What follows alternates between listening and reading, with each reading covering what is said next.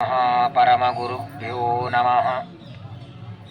श्रीमदानन्दतीर्थभगवत्पादाचार्यगुरुभ्यो नमः। योऽन्तःप्रविश्य मम वाचमिमां प्रसुप्तां सञ्जीवयत्यखिलशक्तिधरस्वधाम्ना अन्यांश्च हस्तचरणश्रवणत्वगादीन् प्राणान् नमो भगवते पुरुषाय तुभ्यम्। वसुदेवसुतं देवं कंसचाणूरमर्दनं देवकी परमानन्दं कृष्णं वन्दे जगद्गुरुम्। अभ्रमं भङ्गरहितम् अजडं विमलं सदा आनन्दतीर्थमतुलं भजे तापत्रयापहम्। आपादमौलिपर्यन्तं गुरूणामाकृतिं स्मरेतेन विघ्नाः प्रणश्यन्ति सिद्ध्यन्ति च मनोरथाः। ಶ್ರೀ ಗುರುಭ್ಯೋ ನಮಃ. ನಮ್ಮ ಯಾತ್ರೆಯಲ್ಲಿ ಅನೇಕ ಜನ ಹೊಸದಾಗೆಲ್ಲ ಸೇರ್ಕೊಂಡಿದ್ದಾರೆ. ಯಾತ್ರೆ ಅಂದ್ರೆ ಏನು? ಮೊದಲು ನಾವು ಎಲ್ಲಿ ಬಂದಿದ್ದೇವೆ? ದೇವರು ಇರೋದಕ್ಕೆ ಮನೆ, ಊಟಕ್ಕೆ ಅನ್ನ, ಉಡೋದಕ್ಕೆ ಬಟ್ಟೆ, ಫ್ಲೈಟಲ್ಲಿ ಬರೋದಕ್ಕೆ ದುಡ್ಡು ಎಲ್ಲ ಕೊಟ್ಟಿದ್ದಾನೆ. ಆದರೆ ದುಡ್ಡಿದ್ದ ಮಾತ್ರಕ್ಕೆ ಶ್ರೀಮಂತ ಅಲ್ಲ. ಬಹಳ ಜನ ಹಂಗೆ ತಿಳ್ಕೊಂಡಿದ್ದಾರೆ. ಕಲಿಯುಗದೊಳಗೆ ನಿಜವಾದ ಶ್ರೀಮಂತ ದುಡ್ಡಿರೋನಲ್ಲ, ಆ ದುಡ್ಡು ಎಲ್ಲಿ ಖರ್ಚು ಮಾಡ್ತಾನೋ ಅವನು ಶ್ರೀಮಂತ. ಯಾವುದೋ ಗಾರ್ಡನ್ನೋ ಏನೋ ಸುತ್ತಾಡಿ ಬರೋದಕ್ಕಾಗಿ ದುಡ್ಡು ಹಾಕ್ತಾನಲ್ಲ ಅವನಲ್ಲ. ನಾವೆಲ್ಲಿ ಬಂದಿದ್ದೇವೆ ನೋಡಿ. ನೀವೇನಿ ವೃಕ್ಷ ಮೇಲ್ಗಡೆ ನೋಡ್ತಾ ಇದ್ದೀರಿ, 5100 ವರ್ಷಗಳ ಹಿಂದೆ ಹಚ್ಚಿದ ಗಿಡ ಇದು. 5101 ವರ್ಷಗಳ ಹಿಂದೆ ಇದೇ ಸ್ಥಳದಲ್ಲಿ ಪಾಂಡವರ ಮೊಮ್ಮಗನಾದ ಪರೀಕ್ಷಿತ ರಾಜರಿಗೆ ಶುಕಾಚಾರ್ಯರು ಉಪದೇಶ ಮಾಡಿದ ಭೂಮಿ ಇದು.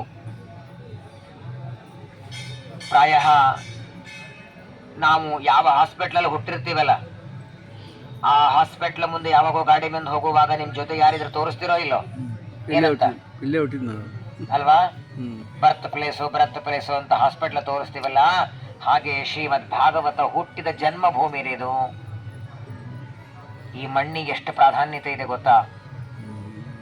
ಒಬ್ಬ ಬ್ರಾಹ್ಮಣ ಪ್ರತಿನಿತ್ಯ ಶಾಲಿಗ್ರಾಮದ ಪೂಜೆ ಮಾಡುವ, ಪ್ರತಿನಿತ್ಯ ದೇವರ ತೀರ್ಥ ನೈವೇದ್ಯ ಊಟ ಮಾಡುವ ಬ್ರಾಹ್ಮಣ ಮನೆಗೆ ಬಂದ ಅಂದ್ರೆ ಅವನ ಪಾದ ಧೂಳಿ ತಲೆಗೆ ಹಾಕಿಕೊಂಡ್ರೆ ಇಡೀ ಮನೆಯೆಲ್ಲ 21 ಕುಲ ಉದ್ಧಾರ ಆಗತ್ತದ ಬ್ರಾಹ್ಮಣರ ಪಾದ ಧೂಳಿಗೆ.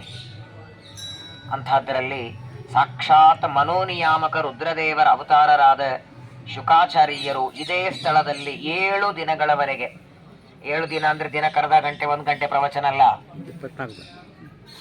ಯಾಕಂದ್ರೆ ಹೇಳಿ, ಕೇಳೋ ವ್ಯಕ್ತಿ, ಪ್ರವಚನ ಹೇಳೋರಿಗೆ ಇಬ್ಬರಿಗೂ ಬೇರೆ ಕೆಲಸ ಇರಲಿಲ್ಲ. ಶುಕಾಚಾರ್ಯರು ಪ್ರವಚನ ಹೇಳುವಂತಹ ಗುರುಗಳು, ಕೇಳೋದಕ್ಕೆ ಕೂತವನು ಪರೀಕ್ಷಿತ ರಾಜ. ಏನ್ ಪರೀಕ್ಷಿತನ ಜನ್ಮ? ಪಾಂಡವರ ಮೊಮ್ಮಗ. 5 ಜನ ಪಾಂಡವರಲ್ಲಿ ಮಧ್ಯ ಪಾಂಡವ ಅರ್ಜುನ. ಅರ್ಜುನನಿಗೆ 3 ಜನ ಮಡದಿಯರು, ಸುಭದ್ರ, ಉಲೂಪಿ, ಚಿತ್ರಾಂಗದ. ಸುಭದ್ರೆ ಕೃಷ್ಣನ ತಂಗಿ, ಅಲ್ಲಿ ಹುಟ್ಟಿದವನೇ ಅಭಿಮನ್ಯು. ಅಭಿಮನ್ಯುವಿನ ಹೆಂಡತಿ ವಿರಾಟರಾಜನ ಮಗಳು ಉತ್ತರಾದೇವಿ. ಉತ್ತರಾದೇವಿಯ ಗರ್ಭದಲ್ಲಿ ಒಂದು ಮಗು ಬೆಳೀತಾ ಇದೆ. ಆ ಮಗನಿಂದ ಪಾಂಡವರ ವಂಶ ಮುಂದುವರಿಬೇಕು, ಭಗವಂತನ ಸಂಕಲ್ಪ. ಆದರೆ ದ್ರೋಣಾಚಾರ್ಯರ ಮಕ್ಕಳಾದ ಅಶ್ವತ್ಥಾಮರು ಆ ಗರ್ಭದಲ್ಲಿದ್ದ ಮಗುವಿನ ಮೇಲೆ ಬ್ರಹ್ಮಾಸ್ತ್ರ ಪ್ರಯೋಗ ಮಾಡುತ್ತಾರೆ. ಉತ್ತರಾದೇವಿಯ ಗರ್ಭದಲ್ಲಿ ಮಗು ಸಾಯಬೇಕು ಅಂತ, ಪಾಂಡವರ ವಂಶ ನಿಲ್ಲಬೇಕು ಅಂತ ಅಶ್ವತ್ಥಾಮಾಚಾರ್ಯರ ಸಂಕಲ್ಪ. ಶ್ರೀಕೃಷ್ಣ ಪರಮಾತ್ಮ ಉತ್ತರಾದೇವಿಯ ಗರ್ಭದಲ್ಲಿ ಪ್ರವೇಶ ಮಾಡಿ 9 ತಿಂಗಳವರೆಗೆ ಗರ್ಭದ ಸುತ್ತಲೂ ಕೈಯೊಳಗೆ ಗದೆಯನ್ನು ಹಿಡಿದು ವಾಚ್ಮನ್ ಮಾಡ್ತಿದ್ದ ಅಂತೆ ನೋಡಿ ದೇವರು. ಪ್ರಾಯ ಪ್ರಪಂಚದಲ್ಲಿ ಯಾರ ಉಪಕಾರ ಆದರೂ ಮರಿಬಾರದು. ಅತಿ ಸಣ್ಣ ಉಪಕಾರ. ನಮ್ದೇ ಸೆಲ್ ಫೋನು, ನಮ್ದೇ ಫೋನು, ಮಾತಾಡ್ತಾ ಹೋಗ್ತಿರ್ತೀವಿ, ಕೈ ಜಾರಿ ಕೆಳಗೆ ಬೀಳುತ್ತೆ, ಪಕ್ಕದಲ್ಲಿದ್ದವನು ವ್ಯಕ್ತಿ ಎತ್ತಿ ಕೊಡ್ತಾನೆ. ಏನ್ ಮಾಡ್ತೀರ ಅವನಿಗೆ? Thank you. ಫೋನ್ ಯಾರದು? ಬೀಳಿಸ್ಕೊಂಡ ತಪ್ಪು ಯಾರದು? ಫೋನ್ ನಮ್ದೆ, ನಾವು ಬೀಳಿಸ್ಕೊಂಡದ್ದು. ಅವನು ಎತ್ತಿ ಕೊಟ್ಟದ್ದಕ್ಕೆ ಅವನಿಗೆ ಟ್ಯಾಂಕ್ಸ್ ಹೇಳ್ತೀವಿ. ಇಷ್ಟು ದೊಡ್ಡದಾದ ಶರೀರ ದೇವರು ಕೊಟ್ಟಿದ್ದಾನೆ, ಒಂದ್ಸಲಾದ ಟ್ಯಾಂಕ್ಸ್ ಹೇಳಿದೀವ? ಕಣ್ಣು ಕೊಟ್ಟಿದ್ದಕ್ಕೂ ಒಂದು ಟ್ಯಾಂಕ್ಸ್ ಹೇಳಿ, ಕಿವಿ ಕೊಟ್ಟಿದ್ದಕ್ಕೊಂದು ಟ್ಯಾಂಕ್ಸ್ ಹೇಳಿ. ಕಿಡ್ನಿ, ಲೀವರು, ಲಂಗ್ಸ್, ಹಾರ್ಟ್ ಎಷ್ಟು ಚೆನ್ನಾಗಿಟ್ಟಿದ್ದಿ ಸ್ವಾಮಿ ನನ್ನನ್ನ. ಬರಬೇಕಾದ್ರೆ ನೋಡಿದ್ರಲ್ಲ ಅಲ್ಲಿ ದೇವಸ್ಥಾನದಲ್ಲಿ ಒಬ್ಬ ವ್ಯಕ್ತಿ ಕೂತಿದ್ದ ಬಾಗಿಲಲ್ಲಿ, ಕೈ ಇರಲಿಲ್ಲ ಅವನಿಗೆ. ಅವನನ್ನು ಅಡಗಿಸ್ತಾ ಇಲ್ಲ ನಾನು, ಅದು ಜನ್ಮಾಂತರ ಕರ್ಮ ಏನೋ ಇರಲಿ. ಎರಡೂ ಕೈ ಕಾಲು ಚೆನ್ನಾಗಿಟ್ಟು ಆರೋಗ್ಯವಾಗಿಟ್ಟು ತಿಳುವಳಿಕೆ ಕೊಟ್ಟು ಬುದ್ಧಿ ಕೊಟ್ಟು ಈ ತರಹದ ಪವಿತ್ರವಾದ ತೀರ್ಥಯಾತ್ರೆ ನನ್ನಿಂದ ಮಾಡಿಸ್ತಿದ್ದಿ ಭಗವಂತ, ಇದು ನಿನ್ನ ಕಾರುಣ್ಯ ಅಂತ ಒಂದು ನೆನಪಾಗೋದು ಬೇಡವಾ? ಎಲ್ಲೋ ಪ್ರಯಾಣ ಮಾಡ್ತಿರ್ತೀರ ಬಸ್ಸಲ್ಲಿ, ಬೆಂಗಳೂರಲ್ಲಿ ಅಥವಾ ಮೆಟ್ರೋದಲ್ಲಿ ಹೋಗುವಾಗ ನಿಮ್ಗೆ ಕೂಡೋದಕ್ಕೆ ಸೀಟ್ ಇಲ್ಲ, ನೀವು ದೂರ ಹೋಗಬೇಕು, ನಿಮ್ಮ ನಿಲ್ಲೋದಕ್ಕೆ ಕಾಲಲ್ಲಿ ಶಕ್ತಿ ಇಲ್ಲ, ಯಾರೋ ಒಬ್ಬ ವ್ಯಕ್ತಿ ಎದ್ದು ತನ್ನ ಸೀಟ್ ಕೊಟ್ಟ ಅನ್ನೋ ಟ್ಯಾಂಕ್ಸ್ ಹೇಳ್ತೀವಿ ನಾವು. ಭಗವಂತನ ಕಾರುಣ್ಯ ಏನನ್ನಬೇಕು ಹೇಳಿ? ಅದು ನೆನಪಾಗಬೇಕು ಅಂದರೆ ಈ ಕ್ಷೇತ್ರಕ್ಕೆ ನಾವು ಬರಬೇಕು. ವಿಶೇಷವಾಗಿ ಒಂದು ಮರಿಬೇಡಿ, ತಾಯಿಯ ಗರ್ಭದಲ್ಲಿ ನಾವು ನೀವಿದ್ದಾಗ ಏನು 9 ತಿಂಗಳ ದುಃಖ ಅನುಭವಿಸ್ತೀವಲ್ಲ, ಅದು ಹೊರಗೆ ಬಂದ್ಮೇಲೆ ನೆನಪಿರತ್ತಾ ಅನ್ನೋದಕ್ಕೆ ಚೆನ್ನಾಗಿ ನಗುತ್ತಿರ್ತೀವಿ ನಾವು. ಗರ್ಭದಲ್ಲಿ ಅನುಭವಿಸಿದ ನೆನಪು ಹೊರಗೆ ಬಂದ್ಮೇಲೆ ದೇವರು ಕೊಟ್ಟಿದ್ದ ಅಂದ್ರೆ ನಗನಗತಾ ಇರ್ತೀರ. ಏನಿದೆ ಒಳಗೆ ಹೇಳಿ? ಒಂದು ದಿನ ಆಯ್ತು, ಇಲ್ಲಿನ ಬಿಸಿ ತಡಿಲಿಕ್ಕೆ ಆಗ್ತಿಲ್ಲ ಅಲ್ವಾ? ಬೆಂಗಳೂರು ತಂಪಾಗಿದೆ, ಇನ್ನೂ ಒಂದೇ ದಿನ ಆಗಿದೆ ಬೆಳಗ್ಗೆ ಇಳಿದಿವ ದಿಲ್ಲಿಗೆ. 9 ತಿಂಗಳು ತಾಯಿಯ ಗರ್ಭದಲ್ಲಿ ಬೆಳಕಿಲ್ಲ, ಅಲ್ಲೇನು ಕುಡಿಯೋದಕ್ಕೆ ನೀರಿಲ್ಲ, ಮಣ್ಣಿನ ಮಡಿಕೆ ಯಾರು ತುಂಬಿಟ್ಟಿದಾರ? ಕುಡಿಯೋದಕ್ಕೆ ನೀರಿದೆಯಾ? ಏನು ಕಾಫಿ ಇದೆಯಾ? ಟೀ ಇದೆಯಾ? ಓಡಾಡ ಬರೋದಕ್ಕಿದೆಯಾ? ಯಾರು ಅವಲಕ್ಕಿ ಡಬ್ಬಿ ಇಟ್ಟಿದಾರ ಒಳಗೆ? ಏನಿದೆ ಗೊಂಬ ಗರ್ಭದಲ್ಲಿ ಹೇಳಿ? ತಾನೇ ಮಾಡಿದ ರಕ್ತ, ಮಲಮಾಂಸ, ಮೂತ್ರ, ತಂದೆ ಮಲಮೂತ್ರಗಳು, ತನ್ನದೇ ವಾಂತಿ ಒದ್ದಾಡ್ತಿರ್ತಾನೆ, ಮುಂಡಾಡ್ತಿರ್ತಾನೆ. ಎಷ್ಟು ಹೊಲಸು ವೇದನೆ ಇರುತ್ತೆ ಗರ್ಭದಲ್ಲಿ. ಆದರೂ 9 ತಿಂಗಳು ಸುರಕ್ಷಿತವಾಗಿ ರಕ್ಷತಿಯೋ ಹಿ ಗರ್ಭೆ. ಪರೀಕ್ಷಿತನ ಕಥೆ ನೆನೆಸ್ಕೊಂಡಾಗ ಭಗವಂತನ ಕಾರುಣ್ಯ ನೆನಪಾಗತ್ತೆ. ಉತ್ತರಾದೇವಿಯ ಗರ್ಭದಲ್ಲಿ ಪ್ರವೇಶ ಮಾಡಿ 9 ತಿಂಗಳು ಸುತ್ತಲೂ ಓಡಾಡ್ತಿದ್ದಂತೆ. ಸಂಸ್ಕೃತದಲ್ಲಿ ಪರಿ ಅಂದ್ರೆ ಸುತ್ತಲೂ, ಈ ಕ್ಷಣ ಅಂದ್ರೆ ನೋಡೋದು. ಗರ್ಭದಲ್ಲಿ ಇರುವಾಗ ತನ್ನನ್ನ ಯಾರೋ ರಕ್ಷಣೆ ಮಾಡುತ್ತಿದ್ದಾರೆ ಅಂತ ಗರ್ಭದಲ್ಲೇನೆ ಭಗವಂತನ ದರ್ಶನ ಮಾಡಿಕೊಂಡು ಹುಟ್ಟಿದ್ದರಿಂದ ಅವನನ್ನ ಪರೀಕ್ಷಿತ ಅಂದ್ರು. ಅವನಿಗೆ ಇನ್ನೊಂದು ಹೆಸರಿದೆ, ವಿಷ್ಣುರಾತ ಅಂತ. ಗರ್ಭದಲ್ಲಿ ಸಾಯಬೇಕಾಗಿತ್ತು, ದೇವರ ಅನುಗ್ರಹದಿಂದ ಹುಟ್ಟಿದ್ದಕ್ಕೆ ವಿಷ್ಣುರಾತ ಅಂತ ಹೆಸರಿಡ್ತಾರೆ. ಪರೀಕ್ಷಿತ ರಾಜ ಹುಟ್ಟಿದ ಮೇಲೆ ಅವನಿಗೆ ನಾಮಕರಣ ಆಯಿತು, ಉಪನಯನ ಆಯಿತು. ಇರಾವತಿ ಅಂತ ಕನ್ಯೆ ಜೊತೆ ಮದುವೆಯಾಗತ್ತೆ. 4 ಜನ ಗಂಡು ಮಕ್ಕಳು ಪರೀಕ್ಷಿತರಿಗೆ. ಒಂದು ದಿನ ಕುದುರೆ ಮೇಲೆ ಬೇಟೆಗೆ ಹೋಗಿರ್ತಾರೆ. ಅರಣ್ಯದಲ್ಲಿ ಬೇಟೆಗೆ ಹೋಗ್ತಾರೆ. ಮಧ್ಯಾಹ್ನದ ಕಾಲ ಜೋರು ಬಿಸಿಲು, ಇದರ ತರಾನೇ ಬಾಯಾರಿಕೆ ಆಯಿತು. ಈ ತರ ನಳಗಳು ಇರಲಿಲ್ಲ ಆಗ.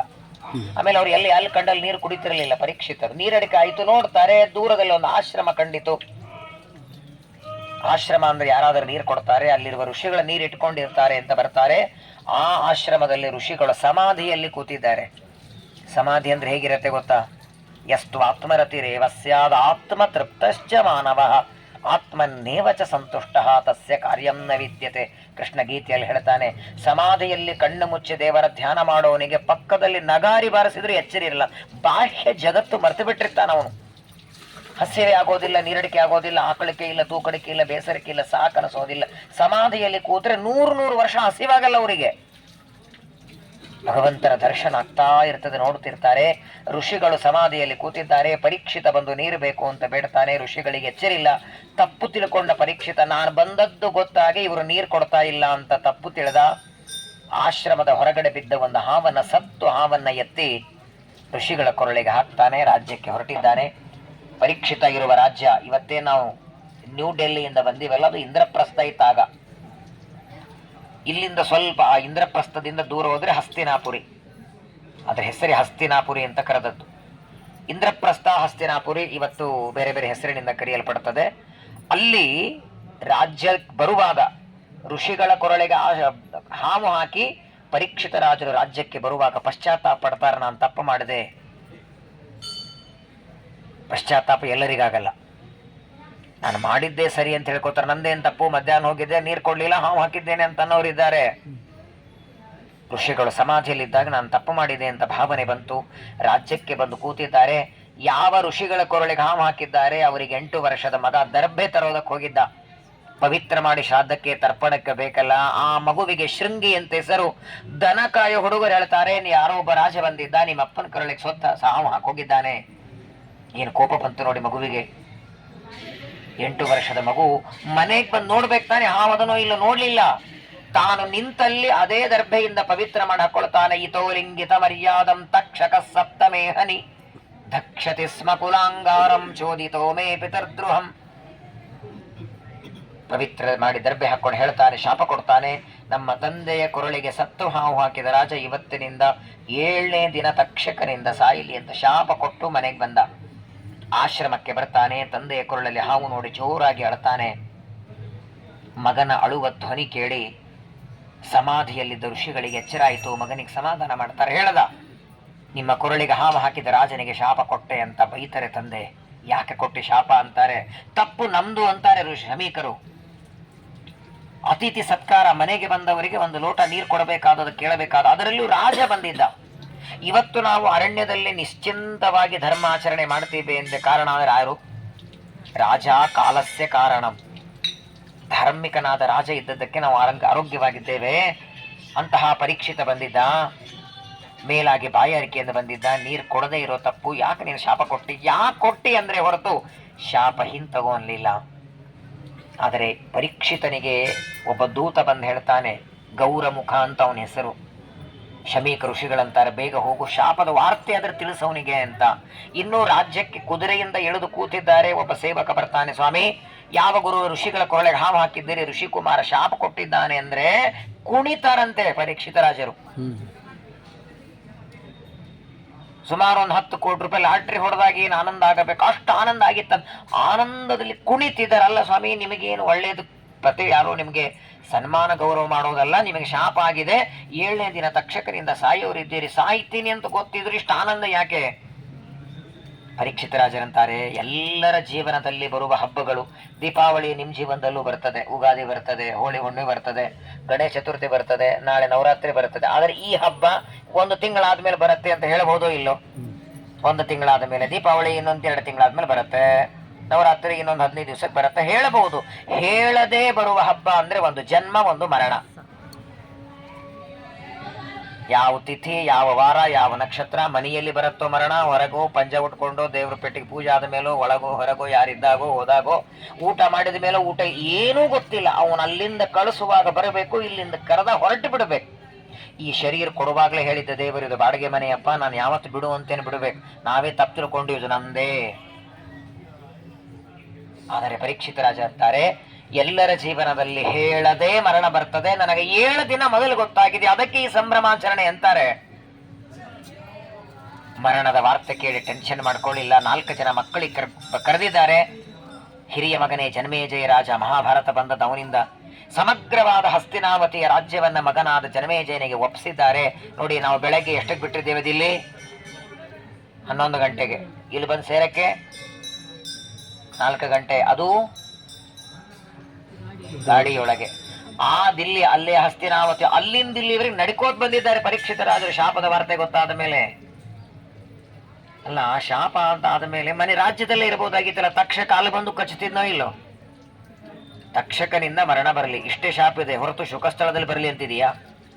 ಪರೀಕ್ಷಿತರ ರಾಜ್ಯದಲ್ಲೇ ಇರಬಹುದಾಗಿತ್ತಲ್ಲ. ಅಂದ್ರೆ ಯಾವೈಲ ಸತ್ಶ್ರೀ ತುಳಸಿ ವಿಮಿಶ್ರ ಕೃಷ್ಣಾಂಗ್ರಿರೆಣ್ವಾಂಬದಿ ಕಾಂಬುನೇತ್ರಿ. ಯಾವಾಗಲೂ ನೋಡಿ, ಮರಣ ಕಾಲ ಸಮೀಪಕ್ಕೆ ಬಂತು, ನಮ್ಮ ಮರಣದ ವಾರ್ತೆ ಗೊತ್ತಾಯಿತು ಅಂದ್ರೆ ಒಂದು ಮಧ್ಯಾಹ್ನ ಮೊದಲು ಗೊತ್ತಾಗತ್ತೆ. ಅದೆಲ್ಲ ದೊಡ್ಡ ವಿಚಾರ, ಮತ್ತೊಂದ್ಸಲ ಹೇಳ್ತೇನೆ. ನೋಡಿ, ಮಲಗಿದಾಗ ಕೆಲವು ಕನಸುಗಳು ಬೀಳ್ತಾವಲ್ಲ, ಆ ಸ್ವಪ್ನ ಮೂಲಕ ಸೂಚನೆ ಮಾಡ್ತಾನೆ ದೇವರು. ಈ ಅಧಿಕ ಮಾಸದಲ್ಲಿ ಅಪೂಪ ಗೊತ್ತಲ್ಲ, ಏನಂತೀರಿ ನೀವು? ಕತ್ರಾಸ ಅಂತಿರೋ, ಅಪೂಪ ಅಂತಿರೋ. ಆ ಅಪೂಪವನ್ನ ಜೇನುತುಪ್ಪದ ಜೊತೆಗೆ ತಿನ್ನೋ ಕನಸು ಬಿದ್ರೆ, ಯಾವ ದಿನ ಕನಸು ಬೀಳುತ್ತೆ ಸರಿಯಾಗಿ 3 ತಿಂಗಳಿಗೆ ಆ ವ್ಯಕ್ತಿ ಹೋಗ್ತಾನೆ. ಮರಣ ಸೂಚಕ ಅದು. ಆಕಳು ಅಳುವ ಕನಸು ಬಿದ್ದರೆ, ಸತತ 3 ದಿನ ಕಂಟಿನ್ಯೂ ಕನಸು ಬಿದ್ದರೆ 1 ವಾರದಲ್ಲಿ ಆ ವ್ಯಕ್ತಿ ಹೋಗ್ತಾನೆ. ಕನಸಿನಲ್ಲಿ ತನ್ನ ತಲೆನೇ ಕಾಣದೇ ಇದ್ದ ಕನಸು ಬಿದ್ರೆ 6 ತಿಂಗಳ ಮೊದಲು, 3 ತಿಂಗಳ ಮೊದಲು, 1 ವರ್ಷ ಮೊದಲು, 1 ದಿನ ಮೊದಲು, 1 ವಾರ ಮೊದಲು ಮರಣದ ಸೂಚನೆ ಯಾರಿಗೆ ಕೊಡ್ತಾನೆ ದೇವರು ಗೊತ್ತಾ? ಮರಣದ ಮುನ್ಸೂಚನೆ ಯಾರಿಗೆ ಕೊಡ್ತಾನೆ? ಮರಣದ ವಾರ್ತೆ ತಿಳ್ಕೊಂಡು ಸಾಧನೆ ಮಾಡುವ ಅಪೇಕ್ಷೆ, ಇಚ್ಛೆ ಇದ್ದವರಿಗೆ. ನಮ್ಗೆ ಯಾಕೆ ಕೊಡಲ್ಲ? ನಾವೇನು ಮಾಡಲ್ಲ ಅಂತ ಗೊತ್ತು. ಅಕಸ್ಮಾತ್ ಆಗಿ ಪರೀಕ್ಷಿತನಾಗಿ ನಮಗೂ 1 ವಾರ ಮೊದಲು ಗೊತ್ತಾದ್ರೆ ಏನ್ ಮಾಡ್ಬೋದು ಹೇಳಿ? ನಾವು ಶೇಂಗಾ ಹೋಳಿಗೆ ಮಾಡು, ಚಟ್ನಿ ಹೋಳಿಗೆ ಮಾಡು, ಇರೋದೇ 1 ವಾರ ನಾವು ಎಲ್ಲ ಮಾಡ್ಕೊಂಡು 3-4 ಸಲ ಕಾಫಿ ಕುಡಿದು ಇಷ್ಟೇ ಮಾಡೋದು ಹೊರತು ನಾವೇನು ಶುಕಸ್ಥಳ ಬರ್ತಿರ್ಲಿಲ್ಲ. ಹಾಗೆ ದೇವರ ಕೊನೆಯವರೆಗೂ ಗೊತ್ತು ಮಾಡಿಸಲ್ಲ, ಅರ್ಧ ಗಂಟೆ 1 ಗಂಟೆ ಮೊದಲು ಆಯಿತು ಅಂತಾರಷ್ಟೆ. ಪರೀಕ್ಷಿತ ರಾಜರ ನೋಡಿ, ಶುಕಸ್ಥಳಕ್ಕೆ ಹಸ್ತಿನಾವತಿಯಿಂದ ಇಲ್ಲಿವರೆಗೆ ಬಂದಿದ್ದಾರೆ. ವಾಸ್ತವಿಕವಾಗಿ ಇವಾಗ ನೀವೇನು ಗಂಗೆ ನೋಡಿ ಬಂದ್ರಲ್ಲ, ಭಾಗವತ ಹೇಳುತ್ತೆ ಶುಕಸ್ಥಳಕ್ಕೆ ಪರೀಕ್ಷಿತ ರಾಜರು ಬಂದಾಗ ದೂರ ಇತ್ತು ನದಿ, ಇಷ್ಟು ಹತ್ರ ಇರಲಿಲ್ಲ, ಬಹಳ ದೂರ. ಹೇಗಂದ್ರೆ ಸುತ್ತಲೂ ಗಂಗೆ, ಮಧ್ಯದಲ್ಲಿ ಪ್ರವಚನ ನಡೆದದ್ದು. ಸುತ್ತಲೂ ಗಂಗೆ, ಮಧ್ಯದಲ್ಲಿ ಎತ್ತರವಾದಂತಹ ಉಸುಕು, ಉಸುಕಿನ ಮೇಲೆ ದೊಡ್ಡದಾದಂತಹ ದರ್ಬೆಗಳನ್ನು ಹಾಸ್ಕೊಂಡು ಶುಕಾಚಾರ ಕೂತಿದ್ದಾರೆ, ಪರೀಕ್ಷಿತ ರಾಜರು ಕೂತಿದ್ದಾರೆ. ಸುತ್ತಲೂ ಗಂಗಾ ನದಿ, ನದಿಯ ಮಧ್ಯದಲ್ಲಿ ಪ್ರವಚನ ನಡೆದದ್ದು. ಅದು ಕಾಲಕ್ರಮೇಣ ನದಿ ಒಂದು ಭಾಗ ಆಗಿಬಿಡುತ್ತೆ ಆ ಕಡೆ. ಆದರೆ ಶುಕಾಚಾರ್ಯರು ಪರೀಕ್ಷಿತನಿಗೆ ಉಪದೇಶ ಮಾಡಿದ ಜಾಗ ಇದೆ ನೋಡಿ. ಪ್ರಾಯ ಜಗತ್ತೊಳಗೆ ಏನಾದ್ರು ಸಂಪಾದನೆ ಮಾಡಬಹುದು, ಹಣ ಇದ್ರೆ ನೀವು ಮನೆ ಕಟ್ಟಬಹುದು, ಬೆಳ್ಳಿ ಬಂಗಾರ ತಗೋಬಹುದು. ಆದರೆ ಒಳ್ಳೆ ಉಪದೇಶ ಮಾಡುವ ಗುರುಗಳು ಸಿಗಬೇಕು ಅಂದ್ರೆ ಹಣ ಇದ್ದ ಮಾತ್ರಕ್ಕೆ ಸಿಗಲ್ಲ, ಅದಕ್ಕೆ ಅಕೌಂಟ್ ಅಲ್ಲಿ ಪುಣ್ಯ ಇರಬೇಕಾಗತ್ತೆ. 7ನೇ ದಿನ ತಕ್ಷಕನಿಂದ ಸಾಯ್ತೇನೆ ಅಂತ ಮರಣದ ವಾರ್ತೆ ಗೊತ್ತಾಗಿ ಪರೀಕ್ಷಿತರು ಹಸ್ತಿನಾವತಿ ಬಿಟ್ಟು ಇಲ್ಲಿ ಬಂದರು. ಇಲ್ಲಿ ಬರುವಾಗ ಶುಕಾಚಾರ್ಯಗೆ ಫೋನ್ ಮಾಡಿಲ್ಲ, ಪತ್ರ ಹಾಕಿಲ್ಲ, ನನಗೆ 7ನೇ ದಿನ ಮರಣ ಇದೆ, ನೀವು ಭಾಗವತ ಹೇಳೋದಕ್ಕೆ ಬನ್ನಿ ಅಂತ ಕರೆದಿಲ್ಲ. ಒಬ್ಬರೇ ಬಂದದ್ದು ಪರೀಕ್ಷಿತರು. ಅವ್ರು ಆಕ್ಚುಲಿ ಬಂದದ್ದು ಇದಕ್ಕೆ, ಗಂಗಾ ನದಿ ದಂಡೆಯಲ್ಲಿ 7 ದಿನ ಕೂತ್ಕೊಳ್ಳೋಣ, ತಕ್ಷಕ ಬಂದು ಇಲ್ಲಿ ಕಚ್ಚಿಲಿ ಗಂಗಾ ನದಿಯಲ್ಲಿ ಸಾಯೋಣ ಅಂತ. ಯಾಕಂದ್ರೆ ಗಂಗೆ ಹುಟ್ಟಿದ್ದು ಎಲ್ಲಿಂದ ಹೇಳಿ? ತತ್ರ ಭಗವತ ಸಾಕ್ಷಾತ್ ಯಜ್ಞಲಿಂಗಸ್ಯ ವಿಷ್ಣೋರ್ ವಿಕ್ರಮತೋ ವಾಮಪಾದಾಂಗುಷ್ಟನಕ ನಿರ್ಭಿನ್ನೋದ್ವಂಡ ಕಟಾಹ ವಿವರೇಣ ಅಂತ ಪ್ರವಿಷ್ಟಾಜಾ ಭಾಷ್ಯ ಜಲಧಾರ. ನಾಳೆ ನೀವೆಲ್ಲ ಬದರಿ ಯಾತ್ರೆ ಬರ್ತಿದ್ದೀರಿ. ನಿಜವಾಗಿಯೂ ಜೀವನದ ಕೊನೆಯ ಸಾಧನೆ ಏನು ಅಂತ ಕೇಳಿದ್ರೆ ಬದರಿ ಯಾತ್ರೆ. ಬದರಿ ಕ್ಷೇತ್ರದ ಮಹಿಮೆ ಅಲ್ಲೇ ಹೇಳುತ್ತೇನೆ. ಬದರಿ ಕ್ಷೇತ್ರದ ಯಾತ್ರೆ ಅಥವಾ ಬದರಿಯಲ್ಲಿ ಮಾಡುವ ತೀರ್ಥ ಶ್ರಾದ್ದ, ನಾಳೆ ಹರಿದ್ವಾರದಲ್ಲಿ ಮಾಡುವ ತೀರ್ಥ ಶ್ರಾದ್ದ. ಮನೆಗೆ ಕಿಟಕಿಗಳು 8 ಬಾಗಿಲು, ಹಾಗಾಗಿ ಪರಮಾತ್ಮನ ಹತ್ರ ಹೋಗೋದಕ್ಕೆ ದ್ವಾರ. ಹಾಗಾಗಿ ಆ ಊರಿನ ಹೆಸರೇ ಹರಿದ್ವಾರ, ಹರಿಯ ಮಂದಿರಕ್ಕೆ ಹೋಗುವ ದ್ವಾರ ಅದು. ಈಗ ಹಿಂಗ ನಿಮ್ಮ ಕೈಯಲ್ಲಿ ಉಗುರಿನಿಂದ ಹಿಂಗ್ ಹಿಂಗ್ ಹಿಂಗ್ ಮಾಡಿದ್ರೆ ಪರಿಸೆ ಮುರಿಯತ್ತ? ಈ ಭೂಮಿ ಪೃಥ್ವಿ ಎಷ್ಟು ಗಟ್ಟಿದೆ, ಅದರ 10 ಅಲ್ಲ 100 ಪಟ್ಟು ಕಟಾಹ ಬ್ರಹ್ಮಾಂಡದ ಟೇರಸ್ಸು. ಅದು ಪರಮಾತ್ಮನ ಹೆಬ್ಬೆರಳಿನಿಂದ ಒಡೆದು ಹೊರಗಿದ್ದ ನೀರು ಒಳಗೆ ಬಂತು. ಬ್ರಹ್ಮಾಂಡದ ಆಚೆ ಇರುವ ನೀರು ಒಳಗೆ ಬರ್ತದೆ. ಆ ನೀರನ್ನ ಬ್ರಹ್ಮದೇವರು ಪರಮಾತ್ಮನ ಪಾದ ತೊಳಿತಾರೆ. 4 ಭಾಗ ಆಯಿತು: ಸೀತಾ, ಚಕ್ಷು, ಭದ್ರ, ಅಲಕನಂದ.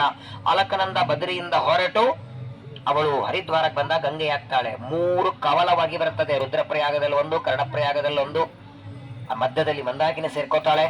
ಒಟ್ಟಾರೆ 6 ಪ್ರಯಾಗಗಳಿದೆ. ಷಟ್ ಪ್ರಯಾಗ ಬದ್ರಿಕಾದರಿಂದ ಹರಿದ್ವಾರಕ್ಕೆ ಬರೋವರೆಗೆ. ಅದರ ಒಂದು ಭಾಗ ಈ ಪವಿತ್ರವಾದಂತಹ ಊರಿಗೆ. ವಾಸ್ತವಕ್ಕೆ ಇದನ್ನು ಶುಕ್ರತಲ ಅಂತಾರೆ, ಶುಕಸ್ಥಳ. ಮನೋನಿಯಾಮಕರಾದ ಶುಕಾಚಾರ್ಯರು ಇರುವ ಸ್ಥಳ, ಅವರು ಇದ್ದಂತಹ ಊರಿದು. ಇಲ್ಲಿಗೆ ಬರ್ತಾರೆ ಪರೀಕ್ಷಿತರು. ಪರೀಕ್ಷಿತರು ಬಂದ್ರೆ ಇಡೀ ಜಗತ್ತಿಗೆಲ್ಲ ಗೊತ್ತಾಯ್ತಂತೆ, ನಮ್ಮ ರಾಜನಿಗೆ ಶಾಪ ಆಗಿದೆ. ಆಗಿನ ಫೋನು ವಾಟ್ಸಪ್ ಇರಲಿಲ್ಲ. ಒಬ್ಬರ ಮುಖಾಂತರ ಒಬ್ಬರಿಗೆ, ಪರೀಕ್ಷಿತನಿಗೆ 7ನೇ ದಿನ ತಕ್ಷಕರಿಂದ ಮರಣ ಅಂತ ಒಬ್ಬರಿಗೊಬ್ಬರಿಗೆ ಗೊತ್ತಾಗಿ ನಮ್ಮ ರಾಜನಿಗೆ ಶಾಪ ಆಗಿದೆ, ಮಾತಾಡಿಸ್ಕೊಂಡು ಹೋಗೋಣ ಅಂತ ಯಾರ್ಯಾರು ಬಂದಿದ್ದಾರೆ ನೋಡಿ. ಚವನ, ವಸಿಷ್ಠ, ವಿಶ್ವಾಮಿತ್ರ, ಜಮದಗ್ನಿ, ಕಶ್ಯಪ, ಗೌತಮ, ಭರದ್ವಾಜ, ಅಸಿತ, ಲೋಮಶ, ಲಿಸ್ಟ್ ಕೊಡ್ತಾರೆ ಭಾಗವತೊಳಗೆ. ನಮ್ಮ ಮರಣಕಾಲ ಹತ್ರ ಬಂತು ಅಂದ್ರೆ ನಮ್ಮ ಪಕ್ಕದಲ್ಲಿ ಕೂತ್ಕೊಂಡು ಒಂದು ಶ್ಲೋಕ ಭಾಗವತ ಹೇಳೋಬ್ರು ಆಚಾರ ಸಿಗಲ್ಲ. ಆಚಾರ ಸಿಗಲ್ಲ. ಇರೋ ಬಾಂಧವರೆಲ್ಲ ಏನ್ ಮಾಡ್ತಿರ್ತಾರೆ, ಸುತ್ತಲೂ ಕೂತು ಕೇಳ್ಕೊಂಡ್ಬಿಡ್ರಿ, ಹೊರಟಿದ್ದಾರೆ, ಯಾವ ಬ್ಯಾಂಕಲ್ಲಿ ಏನಿದೆ, ಏನ್ ಸಿಗ್ನೇಚರ್ ಮಾಡ್ಕೋಬೇಕು,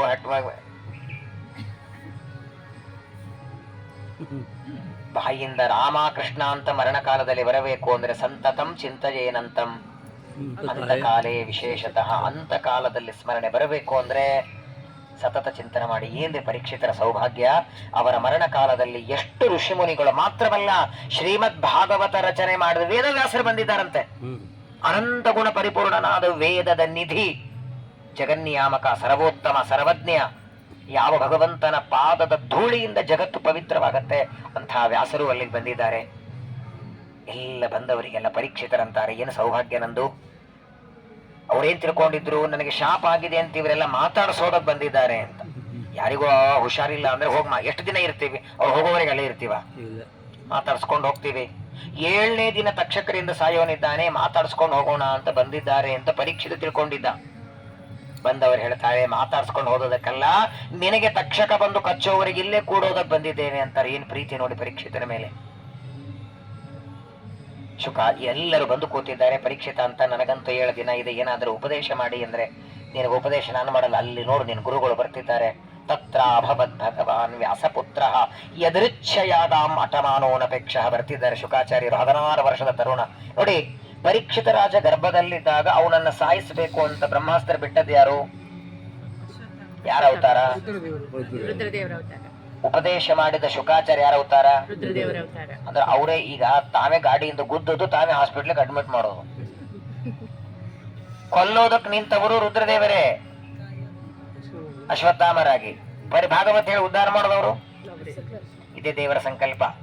ಅಶ್ವತ್ಥಾಮ ರೂಪದಲ್ಲಿ ಪಾಂಡವರ ವಂಶನ ಮಾಡು, ನಿರ್ವಂಶ ಮಾಡು ಅಂತ ಬುದ್ಧಿ ಕೊಟ್ಟ ಅವರೇ ಶುಕಾಚಾರ್ಯರಾಗಿ ಭಾಗವತವನ್ನ ಉಪದೇಶ ಮಾಡ್ತಾರೆ. ಹಾಗಾಗೇನೆ ಈ ಸ್ಥಳದಲ್ಲಿ ಶುಕಾಚಾರ್ಯ ಭಾಗವತ ಹೇಳಿದ್ದರಿಂದ ಈ ವೃಕ್ಷದಲ್ಲಿ ಶುಕಾಚಾರ್ಯರ ಸನ್ನಿಧಾನ ಇದೆ. ಶುಕಾಚಾರ್ಯರ ಯತಿಗಳು, ಸನ್ಯಾಸಿಗಳು, ಶುಕಾಚಾರ್ಯರು ಅವರಿಗೆ ಇಲ್ಲಿನ ವಸ್ತ್ರ ಉಡಿಸ್ತಾರೆ ನೋಡಿ, ಸ್ತೋತ್ರ ಉಡಿಸ್ತಾರೆ. ವಾಸ್ತವಿಕವಾಗಿ ಇಲ್ಲಿ ಬಂದಾಗ ಇಲ್ಲಿ ಪದ್ಧತಿ ಇದೆ. ಇಲ್ಲಿ ಬಂದಾಗ ಒಂದು ವಸ್ತ್ರವನ್ನ ಉಡಿಸಬೇಕು, ವಸ್ತ್ರ ಜನಿವಾರ. ಯಾಕಂದ್ರೆ ಈ ಸ್ಥಳದಲ್ಲಿ ಶುಕಾಚಾರ್ಯರಿದ್ದಾರೆ. ಇಲ್ಲೂ ಇದೆ, ನೈಮಿಷಾರಣ್ಯದಲ್ಲಿಯೂ ಕೂಡ ಸೂತಾಚಾರ್ಯರು ಇರುವ ಸ್ಥಳ ಅಂತ ಹೇಳಿ ಆ ವೃಕ್ಷಕ್ಕೆ ವಸ್ತ್ರಗಳನ್ನ ಉಡಿಸುವಂತಹ ಪದ್ಧತಿ. ಹಾಗಾಗಿ ಶುಕಾಚಾರ್ಯರು 7 ದಿನಗಳವರೆಗೆ ಹಸಿವೆ ಇಲ್ಲ, ನೀರಡಿಕೆ ಇಲ್ಲ, ಆಕಳಿಕೆ ಬೇಸರಿಕೆ ಇಲ್ಲ, ಹಗಲು ರಾತ್ರಿ ಇಲ್ಲದೆ ಇದೇ ಸ್ಥಳದಲ್ಲಿ ಕೂತ್ಕೊಂಡು ಭಾಗವತ ಮಾಡಿದ ಪ್ರವಚನ ಮಾಡಿದ ಸ್ಥಳ. ಅಲ್ಲಿಗೆ ನಾವು ಬಂದಿದ್ದೇವೆಂದ್ರೆ ಅದು ಎಷ್ಟು ಅಂತ ಊಹೆ ಮಾಡಲಿಕ್ಕೆ ಸಾಧ್ಯ ಇಲ್ಲ. ಆದರೆ ನಮ್ಮ ಪುಣ್ಯ ಒಂದು ಕಡೆಗೆ, ಎಲ್ಲದಕ್ಕಿಂತ ದೊಡ್ಡದು ದೇವರ ಸಂಕಲ್ಪ, ದೇವರ ಅನುಗ್ರಹ. ನಾವಿಲ್ಲಿ ಬರಬೇಕು ಅಂತ ದೇವರ ಅನುಗ್ರಹ ಇದೆ ಎಂದು ಬಂದಿದ್ದೀವಿ. ಅವನ ಇಚ್ಛೆ ಇರ್ಲಿಲ್ಲ ಅನ್ಕೊಳ್ಳಿ, ಇಲ್ಲೆಲ್ಲ ಏರ್ಪೋರ್ಟಿಗೆ ಬರ್ಲಿಕ್ಕಾಗಲ್ಲ ನೀವು. ತೇನ ವಿನಾ ತೃಣಮಪಿ ನ ಚಲತಿ. ಎಷ್ಟು ಭಯಾನಕ, ಎಷ್ಟು ಜೋರಾಗಿ ಮಳೆ ಆಗ್ತಿದೆ. ನಿಮ್ಗೆ ಗೊತ್ತಿದೆ, ನಿಮ್ಗೆಲ್ಲ ಒಂದು 8-10 ದಿನಗಳವರೆ ಹಿಂದೆ ನೀವೆಲ್ಲ ಹೆಂಗ್ ಫೋನ್ ಮಾಡ್ತಿದ್ರಿ, ಕ್ಯಾನ್ಸಲ್ ಮಾಡೋದಾ, ಹೋಗೋದಾ, ಹಾಗೆ ಹೀಗೆ ಅಂತ. ಇವಾಗ ನೋಡಿ ಇಲ್ಲಿವರೆಗೆ ಬಂದಿದ್ದೇವೆ, ನಾಳೆ ಹರಿದ್ವಾರಕ್ಕೂ ಹೋಗ್ತೇವೆ, ನಾಡಿದ್ದು ಯಾರು ನಮ್ಮ ಜೊತೆಗಿದ್ದವರು? ಭಗವಂತ. ನಮ್ಮ ಮನೆ ಮುಂದೆ ಒಬ್ಬ ವಾಚ್ಮನೆಗಿಟ್ರೆ ಅವನಿಗೆ ಊರೋದಕ್ಕೆ ಬಟ್ಟೆ ಕೊಡಬೇಕು, ಇರೋದಕ್ಕೆ ಜಾಗ ಕೊಡಬೇಕು, 2 ತೂಟಕ್ಕೆ ಹಾಕ್ಬೇಕು. ಅಷ್ಟಾಗಿ ಎಷ್ಟೊತ್ತು ಮಾಡ್ತೇವೆ ವಾಚ್ಮನ್ ಡ್ಯೂಟಿ? 8,000 ಸಂಬಳ ಕೊಡಬೇಕು. ಇವನು 24 ಗಂಟೆ ಒಳಗಿದ್ರೆ ಆ ವಾಚ್ಮನ್ ಮಾಡ್ತಾನೆ. ಸಂತಂ ಸಮೀಪೆ ರಮಣಂ ರತಿಪ್ರದಂ. ಹಿಂದೆ ಮುಂದೆ ಎಡಬಲಗಳಲ್ಲಿ ನಿಂತು ನಮ್ಮ ಎಲ್ಲ ತರಹದ ಆಪತ್ತನ್ನು ದೂರ ಮಾಡಿ ಎಷ್ಟು ನಮ್ಮನ್ನು ಸುಖವಾಗಿ ಸುಗಮವಾಗಿ, ನಾನು ಈಗ ಹೇಳ್ತೇನೆ, ಬದರಿ ಯಾತ್ರೆ ಮುಗಿಸ್ಕೊಂಡು ಮತ್ತೆ ನಿಮ್ಮ ಬೆಂಗಳೂರಿಗೆ ನಿಮ್ಮ ಮನೆಗೆ ಹೋಗೋವರೆಗೂ ಎಳ್ಳಷ್ಟು ನಿಮಗೆ ತೊಂದರೆ ಬರದೇ ಇರೋ ಹಾಗೆ ರಕ್ಷಣೆ ದೇವರು ಮಾಡ್ತಾನೆ. ಬೇಕಾದ್ರೆ ನೀವು ಮನೆಗೆ ಹೋದ್ಮೇಲೆ ನನ್ನ ನಂಬರ್ ತಗೊಂಡು ಫೋನ್ ಮಾಡಿ, ಆಚಾರ್ಯ ನೀವು ಹೇಳಿದ್ರಲ್ಲ ಹಂಗಾಯ್ತು ಅಂತಾನೆ ಹೇಳಿ. ಒಂದು ಎಲೆ ಕೆಳಗೆ ಬಿದ್ದರೆ ಅದನ್ನು ಇಲ್ಲಿಂದ ಇಲ್ಲಿ ಎತ್ತಿಡೋದಕ್ಕೆ ಎಷ್ಟು ಸುಲಭವಾಗಿ ಇಡಬಹುದಲ್ಲ, ಅಷ್ಟು ನಮ್ಮನ್ನು ಸುಖವಾಗಿ ಮನೆಗೆ ಸೇರಿಸ್ತಾನೆ. ಸಹಾಯಾತಿ ಪುರೋಯಾತಿ ಪುರ ಪ್ರೇರಯತೆ ಹರಿಹಿ.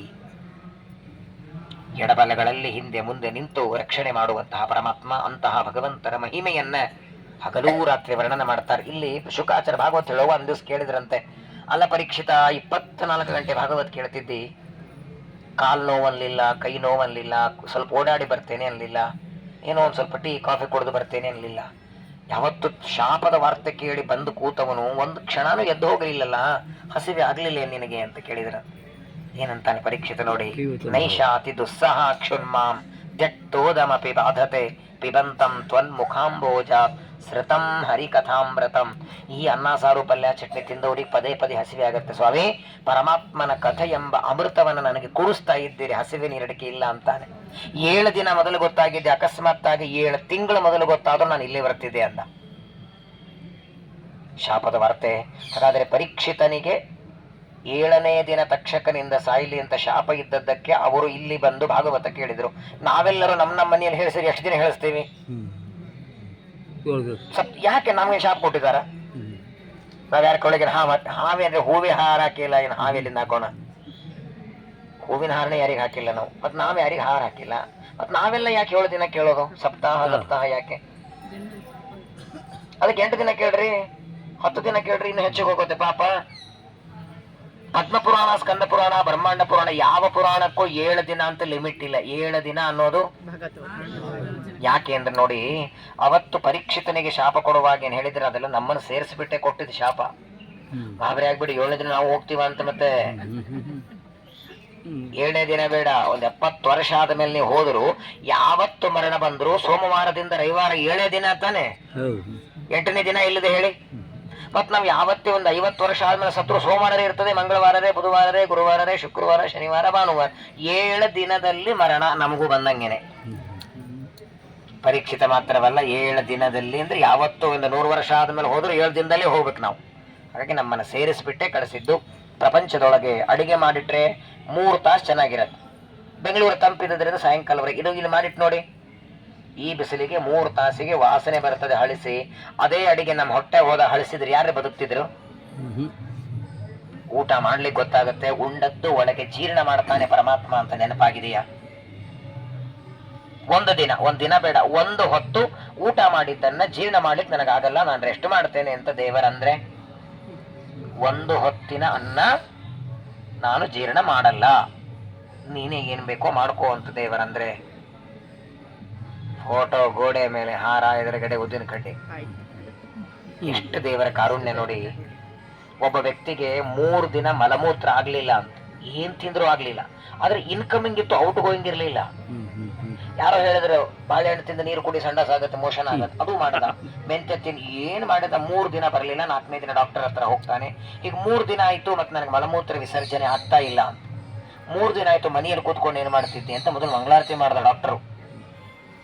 ಮಂಗಳಾರತಿ ಮಾಡಿ ಅವನಿಗೆ ಔಷಧ ಟ್ರೀಟ್ಮೆಂಟ್ ಮಾಡ್ದ. ಅವ್ನು 3 ದಿನ ಇಟ್ಕೊಂಡು ಹಾಸ್ಪಿಟಲ್ ಅಲ್ಲಿ 3 ದಿನ ಹಾಸ್ಪಿಟಲ್ ಅಲ್ಲಿ ಇಟ್ಕೊಂಡು ಅವನಿಗೆ ಚೆನ್ನಾಗಿ ಔಷಧ ಕೊಟ್ಟು ಅವನಿಗೆ ಮಲಮೂತ್ರ ಆಗುವಂತೆ ಮಾಡಿ ಬರುವಾಗ ಕೈಗೆ ಕೊಟ್ಟ ಹಸ್ತೋದಕ ಚೀಟಿ, 3 ಲಕ್ಷ ರೂಪಾಯಿ ಬಿಲ್ಲು. ಆ ವ್ಯಕ್ತಿ ದುಡ್ಡು ಕೊಟ್ಟು ಬರುವಾಗ ನಗುತ್ತಿದ್ದ, ನಗನಗುತ್ತಾ ಹೊರಗೆ ಬರ್ತಿದ್ದ. ಡಾಕ್ಟರ್ ಅಂದ್ರು ಏನ್ ಮೆಂಟ್ಲಾದೇನಪ್ಪ, ಯಾಕೆ ಜೋರ್ ನಗುತ್ತಿದ್ದೆ ಅಂತ.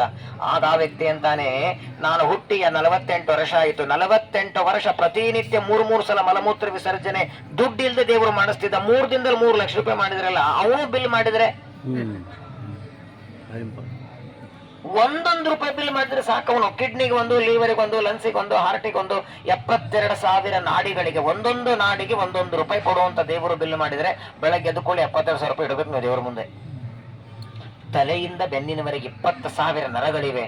ಯಾವ ನರ ಏನ್ ಕೆಲಸ ಮಾಡತ್ತೆ ಗೊತ್ತಿಲ್ಲ. ಊಟ ಮಾಡಿದ ಅನ್ನದಿಂದಲೇ ರಕ್ತ ಮಾಡ್ತಾನೆ, ಮಾಂಸ ಮಾಡ್ತಾನೆ, ಮಜ್ಜ ಮಾಡ್ತಾನೆ, ಏನ್ ಚೆನ್ನಾಗಿಟ್ಟಿದ್ದಾನೆ. ದೇವರನ್ನ ನಾವು ನೋಡ್ತಿದ್ರೆ ಎಷ್ಟು ದೊಡ್ಡದಾದ ಶರೀರ ಕೊಟ್ಟಿದ್ದಾನೆ, ಎಷ್ಟು ಆರೋಗ್ಯವಾಗಿಟ್ಟಿದ್ದಾನೆ ನಮ್ಮನ್ನ. ಹಾಗಾಗಿ ಆ ಭಗವಂತನ ಕಾರುಣ್ಯ, ಅವನ ಸ್ಮರಣೆ, ಅದೇ ನಮಗೆ ದೊಡ್ಡ ರಕ್ಷೆ. ಅದನ್ನೇ ಪರೀಕ್ಷಿತರು ಈ ಸ್ಥಳದಲ್ಲಿ ಮಾಡಿ 7ನೇ ದಿನ ತಕ್ಷಕ ಬರ್ತಿದ್ದಂತೆ. ಭಾಗವತ ಮಂಗಳ ದಿನ ತಕ್ಷಕ ಬರುವಾಗ ಒಬ್ರು ಆಚಾರ್ಯ ಬರ್ತಿದ್ರು, ಕಶ್ಯಪ ಅಂತ ಅವರ ಹೆಸರು. ಪರೀಕ್ಷಿತರು ಯಾವ ತಕ್ಷಕರಿಗೂ ಕಶ್ಯಪರಿಗೂ ಭೇಟಿಯಾಗಿತ್ತು. ಎಲ್ಲಿಗೆ ಆಚಾರ ಪ್ರಯಾಣ ಅಂತ ಕೇಳ್ತಾನೆ ತಕ್ಷಕ. ಇಲ್ಲೇ ಪರೀಕ್ಷಿತನಿಗೆ ಇವತ್ತೊಂದು ಹಾವು ಕಚ್ಚೋದಿದೆ, ಪರೀಕ್ಷಿತ ಸತ್ ಮೇಲೆ ಬದುಕಿಸ್ಲಿಕ್ಕೆ ನಾನು ಹೊಂಟೀನಿ ಅಂದ್ರೆ ಅವರು ಕಶ್ಯಪ ಬ್ರಾಹ್ಮಣ. ಓ ಬದುಕಿಸ್ತೀರಾ, ನಾನೇ ತಕ್ಷಕ. ಇಂತಹದ್ದೇ ದೊಡ್ಡದಾದ ಒಂದು ಗಿಡ, ಆ ಗಿಡಕ್ಕೆ ಕಚ್ಚಿದರೆ ಆ ಗಿಡದ ಮೇಲೆ ಒಬ್ಬ ವ್ಯಕ್ತಿ ಎಲೆ ತೆಗಿತಿದ್ದ. ಸಂಪೂರ್ಣ ಗಿಡ, ಟೊಂಗೆ, ಕೊಂಬೆ, ಎಲೆ, ಹಣ್ಣು ಎಲ್ಲ ಭಸ್ಮ ಆಗಿ ಹೋಯ್ತು. ತಕ್ಷಕ ಅಂತ ಗೊತ್ತಾಯ್ತಾ ನನ್ನ ಸಾಮರ್ಥ್ಯ ಏನು, ನಾನು ಕಚ್ಚಿದ್ದಕ್ಕೆ ಇಡೀ ಗಿಡ ಭಸ್ಮವಾಗಿದೆ ಅಂದಾಗ ಆ ಬೂದಿಯನ್ನ ಕೈಯಲ್ಲಿ ತಗೊಂಡು ಈ ಬ್ರಾಹ್ಮಣ ಮಂತ್ರ ಹೇಳಿದ್ರೆ ಕೈಯಲ್ಲಿ ಮತ್ತೆ ಗಿಡ ಆಗಿದೆ. ಮೊದಲಿನಂತೆ ಗಿಡ, ಕೊಂಬೆ, ಎಲೆ, ಹಣ್ಣು, ಹೂವು ಅಂತ ಮಂತ್ರದಿಂದ ಮಾಡಿ ತೋರಿಸ್ತಾರೆ ಕಶ್ಯಪ ಬ್ರಾಹ್ಮಣ. ಆದರೆ ಪರೀಕ್ಷಿತರನ್ನ ಬದುಕಿಸುವ ಇಚ್ಛೆ ದೇವರಿಗೆ ಇರಲಿಲ್ಲ ಅಂತ ಅವರು ಬದುಕಿಸೋದಿಲ್ಲ. ಪರೀಕ್ಷಿತ ಸಾಯಬೇಕಾಗಿತ್ತು, ಆದರೆ ಹಾವು ಕಚ್ಚಿ ಸತ್ತ, ದುರ್ಮರಣ ಬಂತು ಅಂತ ತಿಳ್ಕೋಬೇಡಿ ಪರೀಕ್ಷಿತರಿಗೆ. ಶ್ರೀಮದ್ ಭಾಗವತ್ ಕೇಳಿದ್ರೆ ದುರ್ಮರಣ ಬರತ್ತಾ?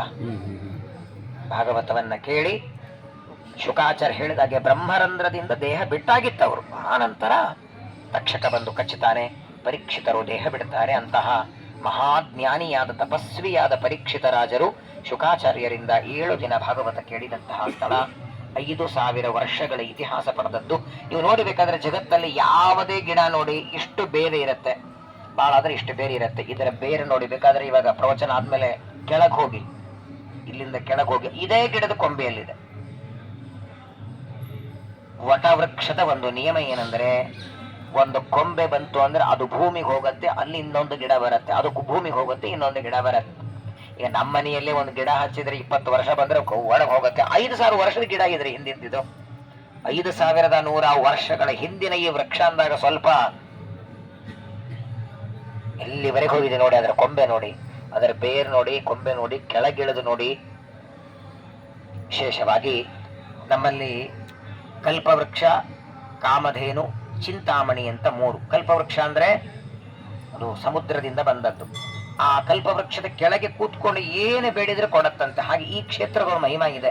ಈ ವೃಕ್ಷದ ಕೆಳಗೆ ಕೂತ್ಕೊಂಡು ನಿಮ್ಮ ಮನಸ್ಸೊಳಗೆ ಏನು ಕಾಮನೆ ಇದೆ ಅದನ್ನ ನೀವು ಹೇಳ್ಕೊಳ್ಳಿ, ಅದನ್ನ ಪರಮಾತ್ಮ ಪೂರ್ಣ ಮಾಡ್ತಾನೆ. ಕಾಮನೆ ಅಂದ್ರೆ ಒಳ್ಳೇದಾಗಿರ್ಬೇಕು. ಯಾರೋ ಶತ್ರುಗಳ ಸಾಯಿಲಿ ಅಂತ ಇಂಥವೆಲ್ಲ ಕಾಮನೆ ಮಾಡಬೇಡಿ. ಯಾರೋ ಸಾಯ್ಬೇಕು, ಯಾರಿಗೋ ಹಾರ್ಟ್ ಅಟ್ಯಾಕ್ ಆಗಬೇಕು, ಇಂಥವಲ್ಲ. ಯಾವುದೇ ಮಕ್ಕಳ ಮದುವೆ ಇರಬಹುದು, ಅಥವಾ ಮಕ್ಕಳ ಕೆಲಸ ಇರಬಹುದು, ಆರೋಗ್ಯ ಇರಬಹುದು, ಆರೋಗ್ಯದ ಸಮಸ್ಯೆ ಏನೋ ಕೆಲವು. ಇನ್ನೂ ವಿಶೇಷ ಈ ಕ್ಷೇತ್ರದ ಮಹಿಮಾ ಅಂದ್ರೆ ಯಾರಿಗೆ ಮಾತು ಬರಲ್ಲ, ಶುಕಾಚಾರ್ಯರಲ್ಲಿ ಇರ್ತಾರೆ. ಪ್ರಾಯ ನೀವೆಲ್ಲೇ ನೋಡಿ ಗಿಳಿಗಳು ಬಹಳ ಜನರ ನೋಡಿ ಹೆದರ್ತಾರೆ. ಈ ಕ್ಷೇತ್ರದಲ್ಲಿ ಈ ಗಿಡದೊಳಗೆ ಕಾಡಿಸ್ತಿಲ್ಲ ಅಷ್ಟೇ, ಈ ಗಿಡದೊಳಗೆ ಯಾವಾಗಲೂ ಶುಕಾಚಾರ ಸನ್ನಿಧಾನ. ಹಾಗಾಗಿ ಯಾರಿಗೆ ಮಾತು ಬರೋದಿಲ್ಲ, ಮರಿವಿಕೆ ಇರ್ತದೆ, ತಿಳುವಳಿಕೆ ಇಲ್ಲ, ಓದೋದಕ್ಕೆ ಈ ಕೆಲವರಿಗೆ ನಿಮ್ಗೆ ಗೊತ್ತಿರಬಹುದು, ಪುಸ್ತಕ ತೆಗೆದ್ರೆ ಕೆಲವರು ನಿದ್ದೆ ಬರ್ತಿರ್ತದೆ. ರಾತ್ರಿ ಎಷ್ಟೊತ್ತಿಗೆ ಮಲಗುತ್ತೆ ಅಂತ ಒಬ್ರು ಗುರುಗಳು ಒಬ್ರು ಶಿಷ್ಯನಿಗೆ ಕೇಳಿದಾರೆ ಅಂತ. ಶಿಷ್ಯ ಹೇಳದ, ಪುಸ್ತಕ ಹಿಡ್ಕೊಂಡ್ರೆ 8 ಗಂಟೆಗೆ, ಮೊಬೈಲ್ ಹಿಡ್ಕೊಂಡ್ರೆ 3 ಗಂಟೆಗೆ ಅಂದವನ ಸಿಗ್ಲೆ. ಮೊಬೈಲ್ ಹಿಡಿದ್ರೆ ನಿದ್ದೆ ಬರಲ್ಲ, ಪುಸ್ತಕ ತೆಗೆದ್ರೆ ನಿದ್ದೆ ಬಂದ್ಬಿಡುತ್ತೆ. ಕೆಲವರಿಗೆ ಅಕ್ಷರ ಓದೋದು ಬೇಡ ಅನಿಸ್ತದೆ. ಈ ಕ್ಷೇತ್ರದ ಮಹಿಮಾ, ಗಿಡದ ಒಂದು ಎಲೆ ಅದನ್ನು ಮನೆಗೆ ತಗೊಂಡೋಗಿ ನಿಮ್ಮ ಮಕ್ಕಳಿಗೆ ವಿದ್ಯಾಭ್ಯಾಸದ ತೊಂದರೆ ಇದೆ, ಅದನ್ನ ಪುಸ್ತಕದಲ್ಲಿ ಇಡಬೇಕಂತ ಈ ಎಲೆಯನ್ನ. ಆಗ ಪುಸ್ತಕ ತೆಗೆದ ತಕ್ಷಣ ಓದಬೇಕು ಅಂತ ಅನಿಸ್ತದೆ ಮಕ್ಕಳಿಗೆ. ಓದಬೇಕು, ನಾನು ಬುದ್ಧಿವಂತನಾಗಬೇಕು, ವಿದ್ಯೆಯನ್ನು ಓದಬೇಕು ಅನಿಸ್ತದೆ, ಸದಾಚಾರಿ ಆಗಬೇಕು, ದೇವರ ಭಕ್ತನಾಗಬೇಕು, ಸಂಧ್ಯಾ ವಂದನೆ ಜಪ ಪಾರಾಯಣ ಮಾಡಬೇಕು ಅಂತ ತಿಳುವಳಿಕೆ ಮಕ್ಕಳಿಗೆ ಬರುತ್ತೆ. ಈ ವೃಕ್ಷದ ನೆರಳು ಬಿದ್ರೇನೆ. ನೆರಳು ಬೀಳ್ಲಿಕ್ಕೆ ಮೊದಲು ಕರ್ಕೊಂಡ್ಬರ್ಬೇಕಲ್ಲ ಮಕ್ಕಳಿಗೆ ಇಲ್ಲಿ. ಹಾಗಾಗಿ ಈ ವೃಕ್ಷದ ಕೆಳಗೆ ಇದ್ದು ಪಾರಾಯಣ ಮನೋಕಾಮನ ಪೂರ್ಣ ಮಾಡುವಂತಹ ವೃಕ್ಷ. ಅಂತಹ ಈ ವೃಕ್ಷದ ಕೆಳಗೆ ನಮ್ಮ ಪುಣ್ಯ, ನಮ್ಮ ಪಿತೃಗಳ ಪುಣ್ಯ ಎಲ್ಲದಕ್ಕಿಂತ ದೊಡ್ಡದು. ಪರಮಾತ್ಮ, ವಾಯುದೇವರು, ಲಕ್ಷ್ಮೀ, ಬ್ರಹ್ಮದೇವರು, ದೇವತೆಗಳು, ತತ್ವಾಭಿಮಾನಿಗಳು, ಪದ್ಮನಾಭ ತೀರ್ಥರನ್ನು ಆರಂಭ ಮಾಡಿ ಎಲ್ಲ ಯತಿಗಳು, ಗುರುಗಳು, ದಾಸರು, ಪುರಂದರದಾಸರು, ವಿಜಯದಾಸರು, ಗೋಪಾಲದಾಸರು ಇವರೆಲ್ಲರ ಅನುಗ್ರಹ ಆಶೀರ್ವಾದದಿಂದ ನಾವು ಬಂದಿದ್ದೇವಷ್ಟೇ. ನಂದೇನದೋ ಸ್ವಾಮಿ, ನಿನ್ನ ಇಚ್ಛೆ ಇರಲಿಲ್ಲ ಅಂದ್ರೆ ಮಠಕ್ಕೆ ಊಟಕ್ಕೆ ಹೋಗ್ಲಿಕ್ಕಾಗಲ್ಲ ನಾವು. ನಿನ್ನ ಇಚ್ಛೆ ಇದೆ ಅನ್ನೋದಕ್ಕೆ ನೀನೇ ಇಲ್ಲಿವರೆಗೆ ಕರ್ಕೊಂಡು ಬಂದಿದ್ದಿ. ಇಲ್ಲಿವರೆಗೆ ಕರ್ಕೊಂಡು ಬಂದಿದ್ದಿ, ನಾಳೆ ಹರಿದ್ವಾರಕ್ಕೂ ನೀನೇ ಕರ್ಕೊಂಡು ಹೋಗ್ತಿ, ಬದರಿಗೂ ನೀನೇ ಕರ್ಕೊಂಡು ಹೋಗ್ತಿ, ಮತ್ತೆ ನಮ್ಮನ್ನು ಒಯ್ದು ನಮ್ಮ ಸ್ಥಾನಕ್ಕೆ ತಲುಪುವಾಗ ನೀನೇ ಮಾಡ್ತಿ. ಅಂತಹ ನಿನ್ನ ಕಾರುಣ್ಯ ನಮ್ಮ ಮೇಲೆ ಸದಾಕಾಲ ಇರಲಿ ಅಂತ ನಾವೆಲ್ಲರೂ ಭಕ್ತಿಯಿಂದ ಪರಮಾತ್ಮನನ್ನ ಪ್ರಾರ್ಥನೆ ಮಾಡ್ತಾ, ಶುಕಾಚಾರ್ಯರನ್ನ ನಾವೆಲ್ಲರೂ ವಿಶೇಷವಾಗಿ ಈ ಸ್ಥಳದಲ್ಲಿ ಪ್ರಾರ್ಥನೆ ಮಾಡೋಣ. ಅವತ್ತು ನಾವಿದ್ದೀವೋ ಇಲ್ಲೋ ಗೊತ್ತಿಲ್ಲ, ಪರೀಕ್ಷಿತನಿಗೆ ಭಾಗವತ್ ಹೇಳುವಾಗ ನಾವು ಬಂದಿದ್ರೆ ಇವಾಗ ಯಾಕೆ ಬರ್ತಿದ್ರೆ ಆಮೇಲೆ ಮತ್ತೆ ಶುಕಾಚಾರ್ಯರಂತ ಜ್ಞಾನಿಗಳಿಂದ ಭಾಗವತ್ ಕೇಳಿದ್ಮೇಲೆ ಮತ್ತೆ ಯಾಕೆ ಬರಬೇಕು? ಪರವಾಗಿಲ್ಲ, ಆ ಸಮಯದಲ್ಲಿ ನಾವು ಮನುಷ್ಯರಾಗದೇ ಇರಬಹುದು, ಗಿಡದ ಎಲೆ ಆಗಿರ್ಬೋದಲ್ಲ, ಗಿಡದ ಎಲೆನೋ ತಪ್ಪಲು ಆಗೀವಿ ಆ ಕಾಲದಲ್ಲಿ ಅನ್ನೋದಕ್ಕಾಗಿನೇ ಇವತ್ತಂದು ಇಲ್ಲಿ ಕೂಡಿಸಿದ್ದ. ಈ ಗಿಡದ ಕೆಳಗೆ ಕೂಡಿಸಿದ್ದೇ ಒಂದು ಭಾಗ್ಯ ಅಂತ ಅದರಲ್ಲಿ ಭಾಗವತ ಕೇಳೋ ಭಾಗ್ಯವನ್ನ ಶುಕಾಚಾರ್ಯ ಕೊಟ್ಟಿದ್ದಾರೆ. ಅವತ್ತು ಪರೀಕ್ಷಿತನ ಉದ್ಧಾರ ಮಾಡದಂತೆ ನಮ್ಮೆಲ್ಲರ ತಲೆ ಮೇಲೆ ಕೈ ಇಟ್ರಿ. ನಾವು ಒಂದು ಅರ್ಥದಲ್ಲಿ ಪರೀಕ್ಷಿತರೇ, ತಾಯಿಯ ಗರ್ಭದಲ್ಲಿ ದುಃಖ ಅನುಭವಿಸಿ ಬಂದವರೇ, ಈಗ ಸಂಸಾರದಲ್ಲಿ ದುಃಖ ಅನುಭವಿಸ್ತಾ ಇದ್ದೇವೆ. ನಮ್ಮನ್ನೆಲ್ಲ ಉದ್ಧಾರ ಮಾಡಿ ಶುಕಾಚಾರ್ಯರು ಅನುಗ್ರಹವನ್ನ ಮಾಡಿ ಜ್ಞಾನ ಭಕ್ತಿಯನ್ನ ಕೊಡ್ಲಿ. ವಿಶೇಷವಾಗಿ ಮತ್ತೆ ಇವಾಗ ನೀವು ಬಂದಾಗೆ ಮುಂದೆ ನಿಮ್ಮ ಮಕ್ಕಳಿಗೂ ಈ ತರ ಬದರಿ ಯಾತ್ರೆ ಮಾಡೋ ಬುದ್ಧಿ ಕೊಡ್ಲಿ, ಅವರು ಶುಕ ಸ್ಥಳಕ್ಕೆ ಬರಲಿ, ಇಲ್ಲಿ ಬಂದು ಈ ಗಿಡದ ಕೆಳಗೆ ಭಾಗವತವನ್ನ ಶ್ರವಣ ಮಾಡಲಿ ಅಂತ ಪ್ರಾರ್ಥನೆ ಮಾಡ್ತಾ ಒಂದು ಸಂಕಲ್ಪ ನಾವೆಲ್ಲರೂ ಮಾಡೋಣ. ಸಂಕಲ್ಪ ಮಾಡೋಣ, ಉಳಿದ ಶುಕಾಚಾರ್ಯ ಮೇಲೆ ಬಿಡೋಣ. ಒಂದು 7 ದಿನ ಈ ಕ್ಷೇತ್ರದಲ್ಲಿ ಭಾಗವತ ಮಾಡೋಣ. ಈ 10 ನಿಮಿಷದ ಪ್ರವಚನ ಬೇಡ, ಒಂದು 7 ದಿನ ಸಪ್ತಾಹ ಅಂತ ಈ ಕ್ಷೇತ್ರದಲ್ಲಿ 7 ದಿನ ನಿಮ್ಮ ಮನೆ ಮಠ ಎಲ್ಲ ಬಿಟ್ಟು ಬಂದ್ಬಿಡಿ. 2 ಹೊತ್ತು ಊಟ, ಫಲಹಾರ, ತಿಂಡಿ, ದಿನಕ್ಕೆ ಒಂದು 5-6 ಗಂಟೆ ಪ್ರವಚನ, ಏನೂ ಕೆಲಸ ಇಲ್ಲ. ಬೆಳಗ್ಗೆ ಪ್ರವಚನ, ಮಧ್ಯಾಹ್ನ ಪ್ರವಚನ, ಸಾಯಂಕಾಲ ಪ್ರವಚನ, ಸಾಯಂಕಾಲ ಭಜನೆ. ಒಂದು ವಾರ ಸಂಪೂರ್ಣ ಭಾಗವತವನ್ನ ಈ ಕ್ಷೇತ್ರದಲ್ಲಿ ಶ್ರವಣ ಮಾಡಿ ಸಂಕಲ್ಪ ನಾವು ಮಾಡೋಣ. ಪೂರ್ಣ ಮಾಡೋದು ನಿನ್ನ ಚಿತ್ತಕ್ಕೆ ಬಂದದ್ದು ಎನ್ನ ಚಿತ್ತಕ್ಕೆ ಬರಲಿ, ಅನ್ಯಥಾ ಬಯಕೆಯ ಕೊಡದಿರೋ ಸಂಕಲ್ಪ ನಾವು ಮಾಡೋಣ. ದೇವರದನ್ನು ಪೂರ್ಣ ಮಾಡಲಿ ಅಂತ ಭಗವಂತನಲ್ಲಿ ಪ್ರಾರ್ಥನೆಯನ್ನು ಮಾಡೋಣ. ಭಾರತೀಯ ರಮಣ ಮುಖ್ಯ ಪ್ರಾಣಾಂತರ್ಗತ ಶ್ರೀ ಕೃಷ್ಣಾರ್ಪಣಮಸ್ತು.